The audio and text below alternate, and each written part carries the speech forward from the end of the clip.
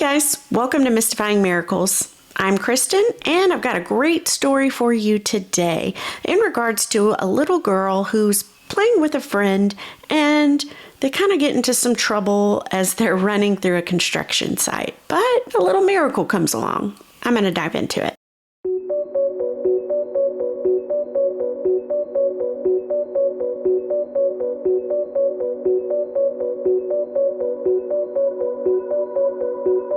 It was a beautiful day, a nice slight summer breeze, and there was two mothers, Peggy, and she had a new friend named Myrtle, and they were having a meeting. They had both of their little girls with them. Peggy's little girl was Susan, whereas Myrtle's little girl's name was Janie. Well, Susan remembers hearing Myrtle say to her mother, Peggy, kind of telling her that day, "Oh, Peggy, stop being such a worrywart. It'll be fine." And that was in regards to the little girls running off playing while their mothers met and kind of had a little business meeting. So the problem was, though, Peggy was concerned. She didn't really think it was a great idea for the little girls to run around outside, and that was because it was considered a construction site. So there could be hazardous materials, big equipment, just a bunch of things that little girls could get hurt on. However, Susan, who was just 4 years old, she begged her mom, "Please, Mommy." Basically, she begged and tugged on her mom. And it took a while for her mom to give in, but she did. She did end up giving in. Susan said that she can just remembers that adventure was like basically screaming out her name that day. She was ecstatic because she didn't get to do this very often. And Susan said, who's actually now an adult, looking back, she didn't know at that time at 4 years old, but looking back, she knew her mom was considered a worrywart, if you will. And a lot of people back then, as she grew up, criticized her mother for being overprotective. However, on that day, Peggy, her new friend Myrtle, she didn't want to come off as overprotective or, too nitpicky, I guess you could say. So she did give in and said that Susan could run off and play with Janie that day. The two girls took off running, playing, flipping, doing cartwheels. They had a game of tag. They were having the best time. Susan, again, remembers just that adventure. It was like discovering a new place to her. And as they're running and playing, again, it's the best time, right? That is until Susan falls into this deep, dark hole. She said the pain was awful, and she was quite confused in that moment. She remembers feeling like, what just happened? 1 second she's running, playing a game of tag. The next thing she knows, she's at the bottom of some deep, dark hole that was in the cement. She remembers looking way up, and she sees Janie's little head pop over the edge, and she's thinking, oh gosh, good, maybe she'll help me. But as soon as she sees Janie's head pop over the edge, it then disappears. Susan said she was terrified because remember, she's 4, so she's thinking she's been abandoned.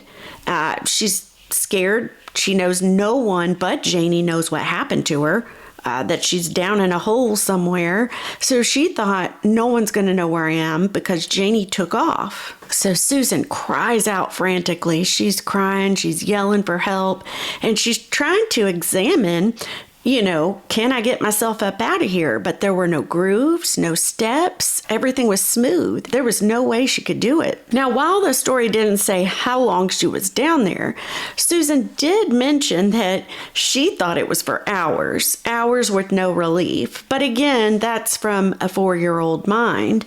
So not sure how long she was down there, but it seemed like a lifetime to Susan. And that's when something occurred. Susan said it was sudden, and it was just 1 minute she's crying, screaming for relief. The next minute, she says she is standing over that hole up at the top, looking down at where she just was. And she described it as inexplicable. There was no rhyme or reason. She doesn't know what happened. All she knows is 1 second she's standing up looking down where she just was. Susan runs straight back to the mobile office where her mother and her friend Myrtle were working.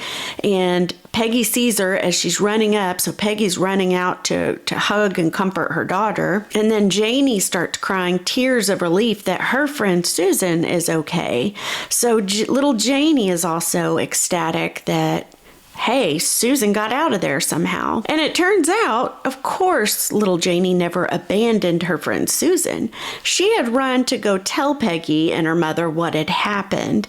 Susan didn't know that. I guess it would have, looking back, it would have been nice, although, they're four, if Janie would have said, I'm going to go get help, I'll be right back. But I guess she didn't do that. Either way, things turned out well for Susan. She did have some scrapes and cuts, so they got a first aid kit, bandaged her up, and let Susan rest for a few minutes.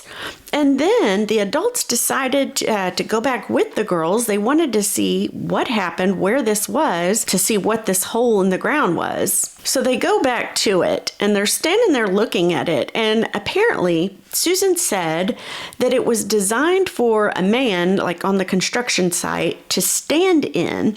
And basically, they work on the underside of the homes being built. And it was so that they didn't have any discomfort laying on their backs, is what the story said. I know nothing about construction, but that's what this hole was. And it was about 6 feet deep. So big enough for, an average sized man. But of course, to little 4-year-old Susan, it seemed more like 60 feet. It seemed like miles, when in reality, it was a 6-foot hole. But as the parents inspected this 6-foot hole, they're looking and they're like, how on earth did our daughter get out of it? Because they were noticing, again, there were no steps, no grooves, nothing to grab onto. So how would a little 4-year-old get up out of a 6-foot hole in the ground? Again, Susan doesn't remember seeing anyone that came to help her. But as an adult now, Susan often looks back on that time and she wonders, did God or an angel give me a boost to get out of there that day? Because again, you can't explain how a 4-year-old girl did that all by herself anyway. Also, this situation or incident, if you will, that occurred in her young life, it's kind of helped her out as an adult too, because Susan says she often also looks back on this situation and she thinks about the physical and emotional pain that she felt at just 4 years old going through that. And so it helps her now as an adult whenever she has that kind of emotional or physical pain. She thinks back to that time and how God had compassion on her 4-year-old little self and somehow provided help for her that day so that she wasn't stuck in that hole. And she says she rests assured that God will still assist her whenever she's hurting or suffering to this day. This story also reminded me of my childhood a little bit. My mother was overprotective like that. And, when you're a kid, you don't understand that. And you're thinking, everybody else's parents let them go another block to so-and-so's house or ride their bikes in the street or, and you can't do it. So you're left out and you're thinking, man, my parents are mean.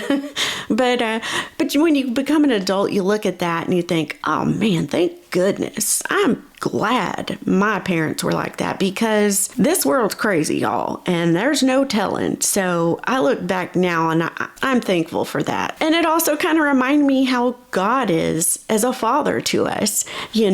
Sometimes we don't understand his plans or his understanding or why things work out the way they do.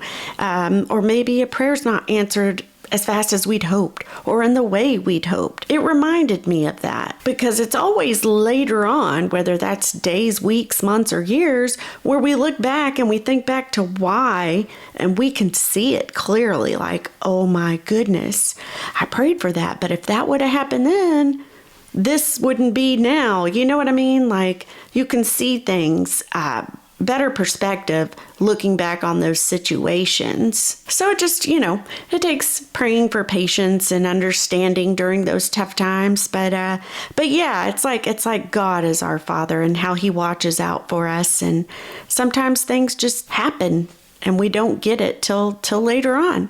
But yeah, anyway, that's the story, guys. I hope you enjoyed it. I hope it was a blessing, and I hope you guys are having an incredible week, and I'm going to see you next time.